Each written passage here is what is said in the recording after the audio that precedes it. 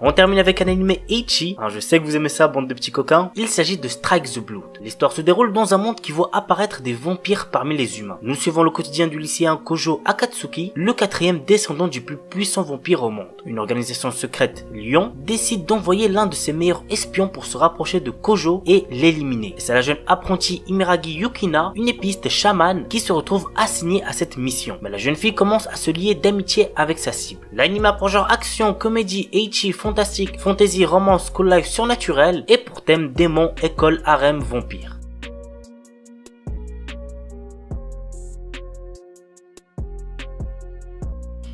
Maugakui no Futei Kigusha, un animé sorti en été 2020 et qui avait fait un assez gros buzz. J'ai pas kiffé de fou, mais ouais, on peut dire que c'est mérité, l'animé est assez bien. Arnos, le surpuissant seigneur démon, se lasse des guerres incessantes entre les humains, les esprits et les divinités. Fatigué de ce monde, il décide de se réincarner 2000 ans plus tard, espérant voir la paix entre les races. Cependant, à son réveil, il découvre les descendants de son peuple complètement affaiblis par la paix. Arnos intègre donc la Mahou Academy, qui est un établissement créé pour rechercher parmi de puissants adolescents celui ou celle qui est la réincarnation du seigneur démon. Pourtant, il ne fait pas l'unanimité au sein de l'académie. Sous-estimé et évité, il va se lier d'amitié avec les seules personnes qui croient en lui pour être témoins de son ascension parmi les démons et ainsi retrouver son titre de seigneur démon. L'anime a pour genre action, comédie, fantasy, school life et pour thème démon, magie, monstre, réincarnation.